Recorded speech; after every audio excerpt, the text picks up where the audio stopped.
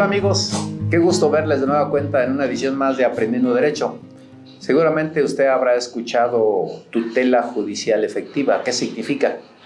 Bueno, para platicar de este tema y adentrarnos a su contenido hemos invitado al maestro Samuel Montaño Ortiz, catedrático de la Universidad de Ciencias Jurídicas, para que nos amplíe este panorama. Maestro, qué gusto tenerle por acá en esta su casa. Doctor, muchísimas gracias. Agradezco de todo corazón el espacio que me proporciona para que podamos tener pues esta charla tan amena y que seguramente pues va a ser de mucha utilidad para la audiencia. Tutela judicial efectiva, ya lo dijo el maestro, es un tema que seguramente servirá a usted como público, pero también a los que estamos presentes, mi querido maestro. Maestro, tenemos una disposición constitucional, una ley máxima en este país que dice la justicia tiene que ser pronta, completa e imparcial. ¿A eso se refiere la tutela judicial efectiva? Sí, bueno, doctor, aquí la situación es que la tutela judicial efectiva podremos partir de que pues, es una garantía que respalda el derecho a la seguridad jurídica que todas y todos tenemos aquí en México. Esto más que nada se basa o tiene su fundamento constitucional en el artículo 17, que es un artículo bastante importante porque contempla, por una parte, la autotutela que está prohibida por la Constitución. ¿Qué es esto? Para que nuestra audiencia esté en mayor contacto. La autotutela se basa en que uno se hace justicia por propia mano. Esto está prohibido por el artículo 17 constitucional. Es decir, si yo tengo una situación por cuanto a la defensa de mis derechos, la exigencia o alguna otra, de algún otro carácter, de alguna otra índole, me dice el Estado como ente gubernamental, tú no te puedes hacer justicia por propia mano.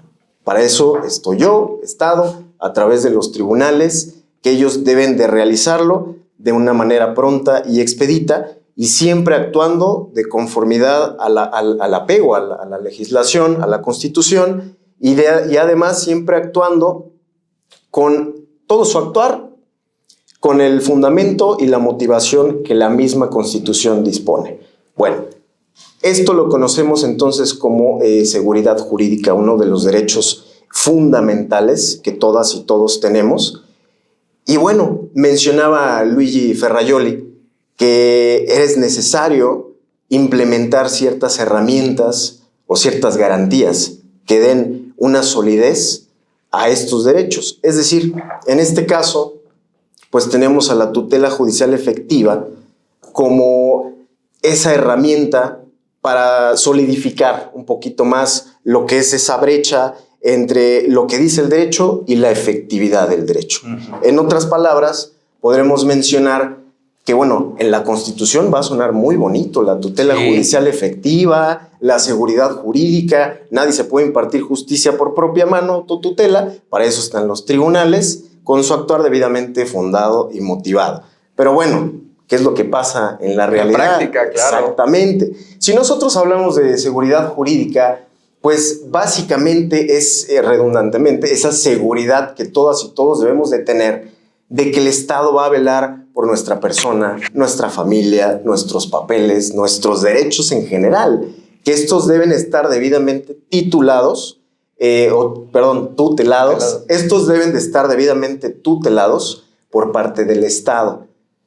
Esta tutela judicial efectiva, pues básicamente es que nosotros tengamos la certeza de que podemos iniciar una acción en el ámbito jurisdiccional a través de los tribunales, a través de los juzgados, en donde si yo tengo alguna situación, un ejemplo, doctor, a lo mejor un pagaré, que es un título de crédito, siempre base de la acción, se estipula en el pagaré la fecha en donde debe de darse cumplimiento a esta acción, y pues bueno, en caso de un incumplimiento, no podemos llegar nosotros a simplemente...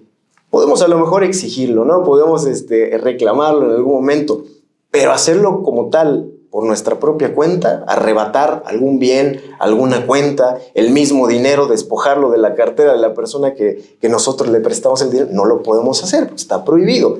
Para eso tenemos entonces a los tribunales, los juzgados competentes, y pues a través de una demanda en la vía ejecutiva mercantil podemos ejercer la acción cambiaria, y es ahí cuando nosotros depositamos nuestra confianza a los juzgados, a las y los servidores públicos, a efecto de que resuelvan, en este caso, la controversia que surge entre el deudor y el acreedor, como un ejemplo nada más, hablando pues de un padre en el ámbito mercantil.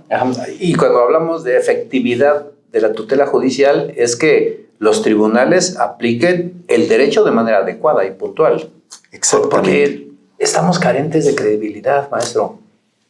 Lamentablemente sí, doctor. Yo creo que los señores jueces, fiscales, magistrados incluso, abogados, litigantes incluso, porque también pues habría que recibir el trancazo que nos corresponde, no hemos contribuido a tener credibilidad social. Entonces, si hablamos de tutela judicial, pues es que se conozca un caso, pero efectiva es que lo hagamos de una mejor manera. Pero si entendemos nosotros el concepto de corrupción, que no es solamente el percibir dádivas a cambio de resolver en un sentido u otro un fallo, sí, sino también el no hacer lo que la ley nos obliga a hacer. Sí.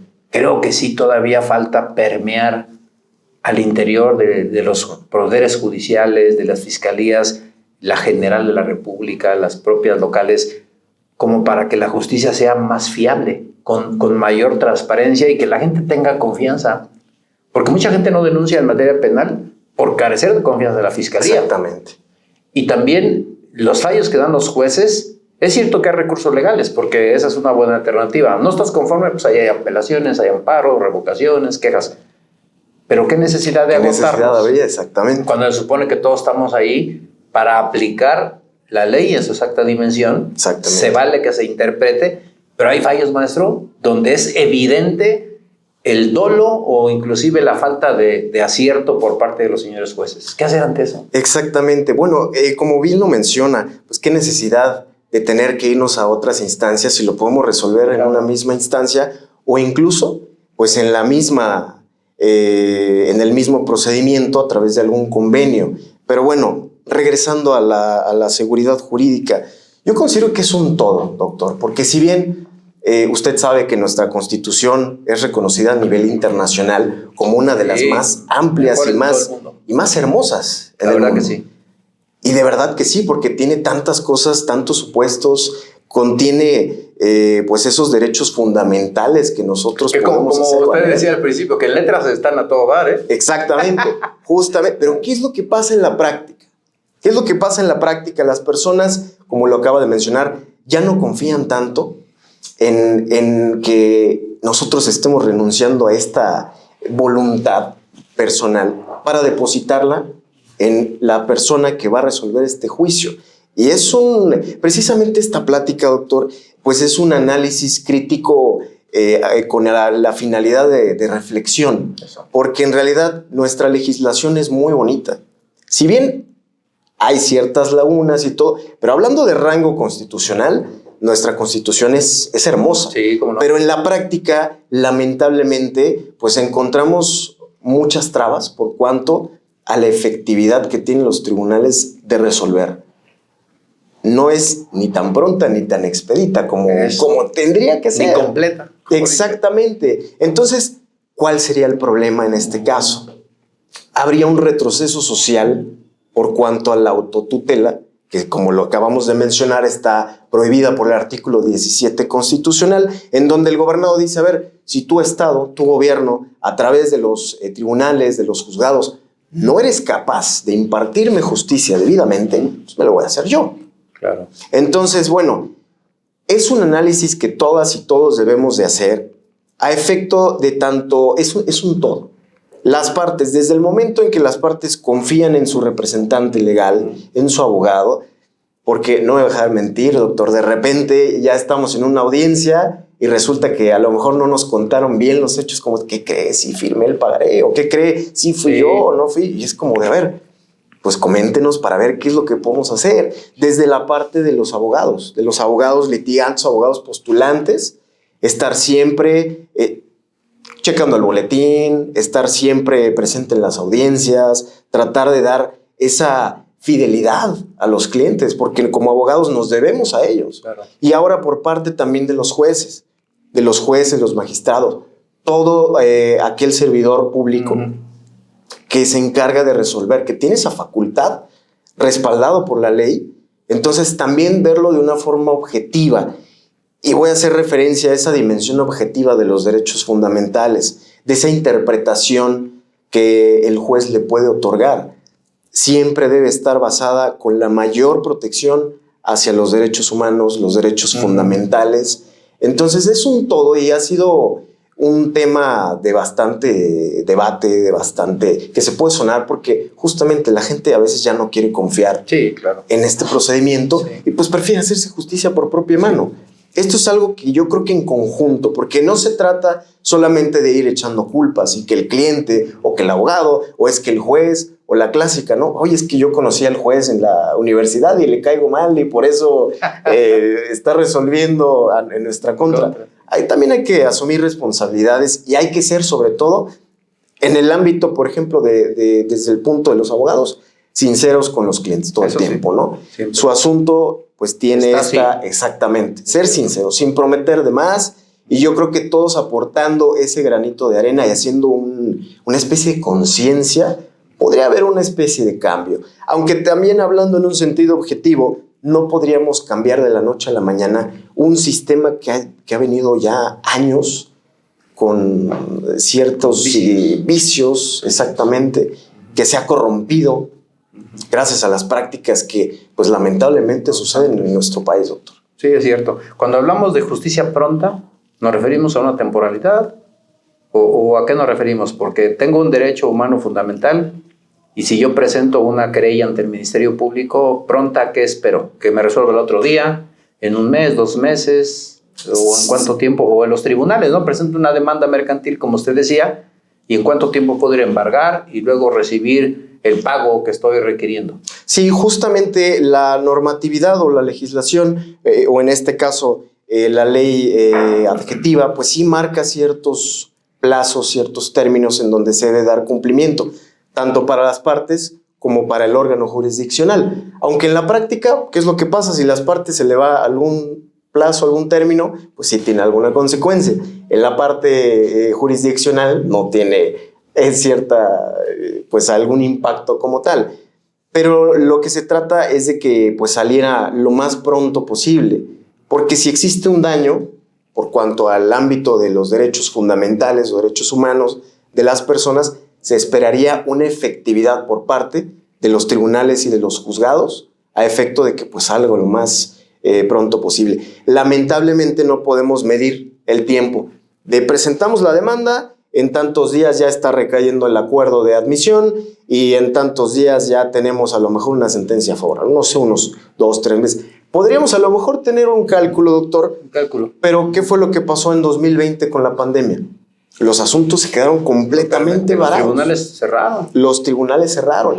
Y es una situación bastante preocupante, doctor, porque si bien los derechos humanos o derechos fundamentales no son absolutos, sí existe, por ejemplo, el artículo 29 constitucional, se pueden restringir derechos fundamentales, sí se puede hacer, pero bajo ciertos supuestos que marca la Constitución. De entrada, el presidente de México es el que tiene que realizarlo, siempre y cuando con el consentimiento o la aprobación del Congreso.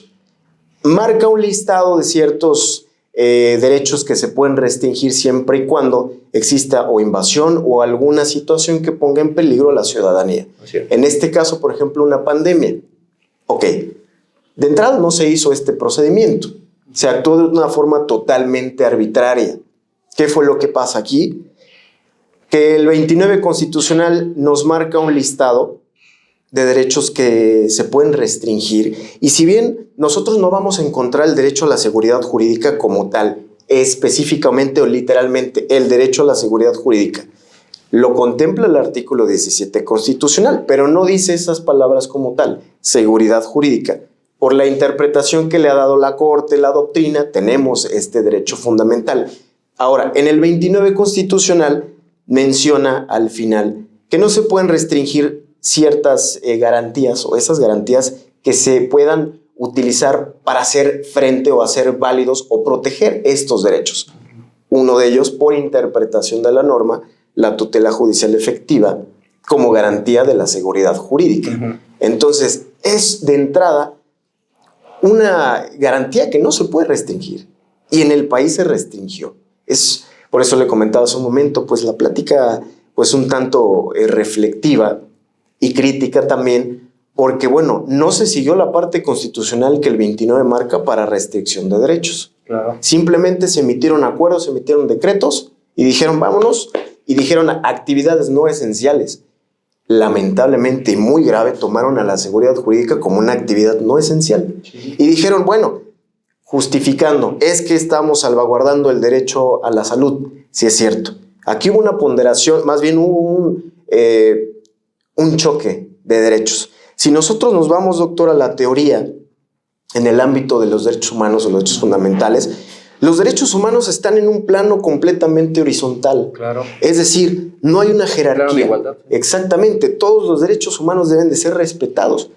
Si bien se pueden restringir, lo cierto es que de entrada debe haber un procedimiento constitucional y siempre y cuando esté respaldado.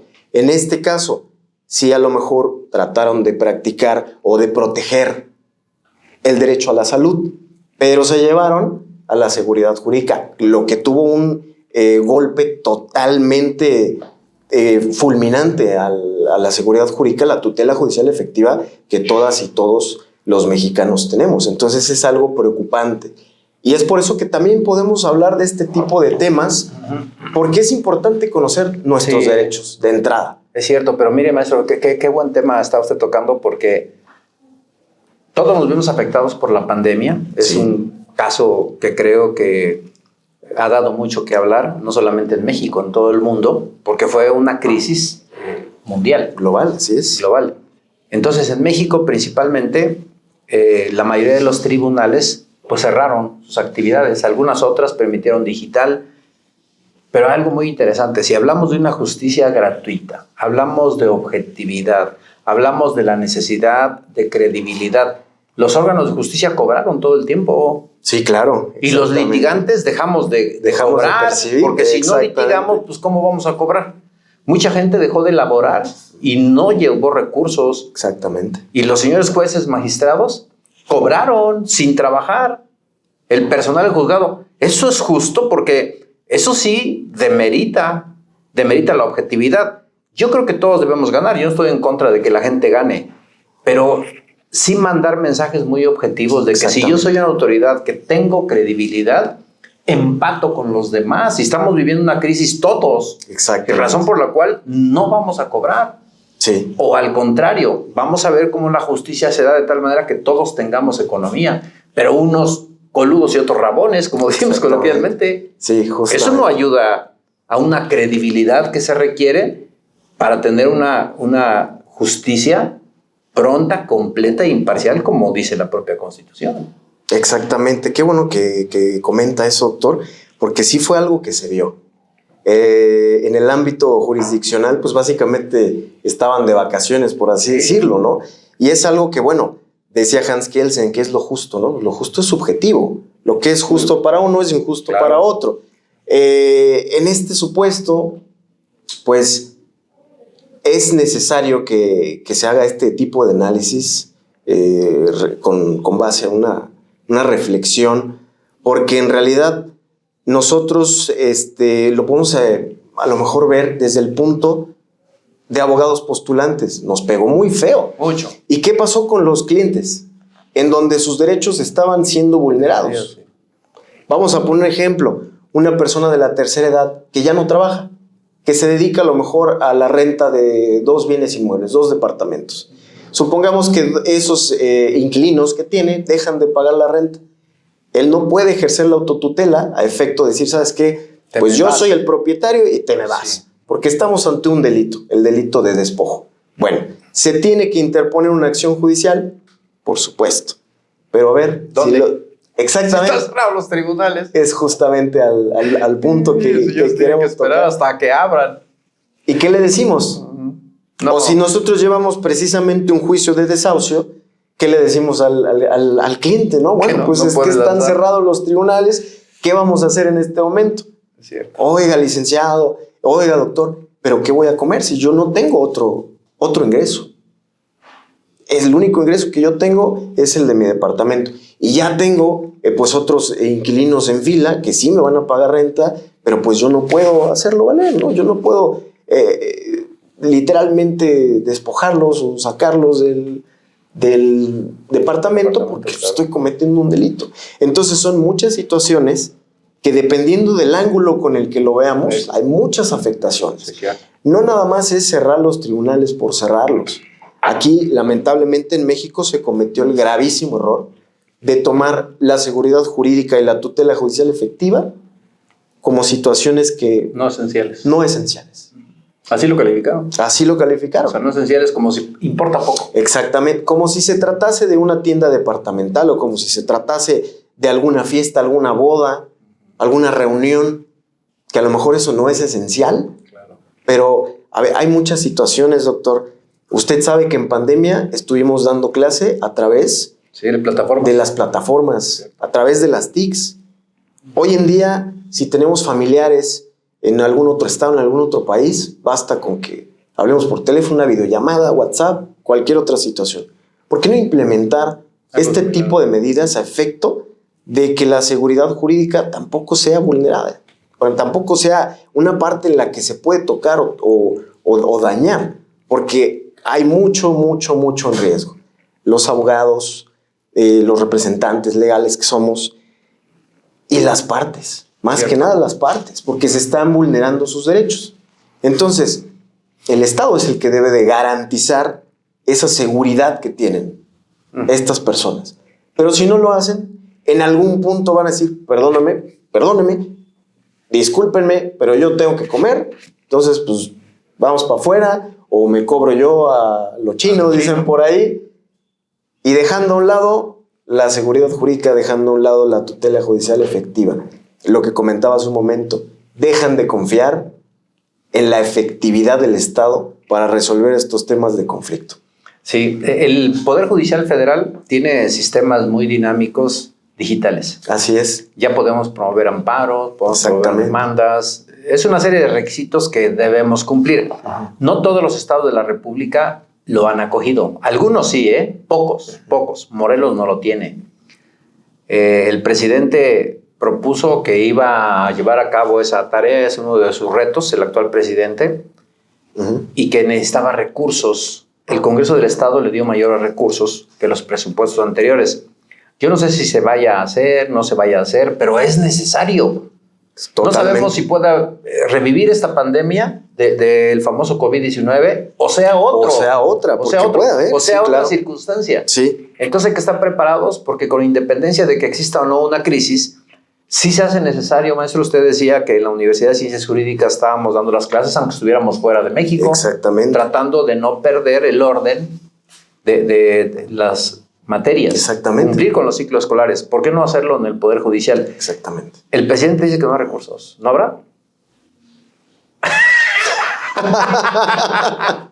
No habrá porque, bueno, sin lana no se puede hacer mucho. Ahora, ¿qué tanta lana se necesita? Pues otros estados ya lo hicieron. Habría que hacerlo, no le vamos a dar ideas a nadie, pero habría que analizar por qué no hay recursos, ¿no? Si hay necesidad, pues hay que dotarle al Poder Judicial. Y si se tienen los recursos, pues que se ejerzan. Exactamente. Porque los tribunales se deben al ciudadano. El justiciable es el que recibe los beneficios o los perjuicios. Sí, justamente. Creo yo que se están perdiendo los equilibrios porque los empleados son los servidores públicos. Nosotros les pagamos con nuestros impuestos. Así es. A cualquiera, Está en el servicio público. El propio gobernador, diputados, senadores son empleados. Pues parece que son nuestros jefes, ellos deciden todo. Sí. Pero bueno, híjole, maestro, ese tema da para mucho. Totalmente, doctor. De veras que está muy bueno. Gracias por aceptar la invitación. Nos hemos seguramente enriquecido. Y pues aquí es Libre Cátedra, se opina de manera abierta. Gracias, mi querido maestro. Doctor. Lo vamos a invitar para otra para seguir platicando, Muchísimas gracias. Ya saben que yo estoy aquí con ustedes. Muchas gracias. Y gracias a usted, por usted hacemos estos programas.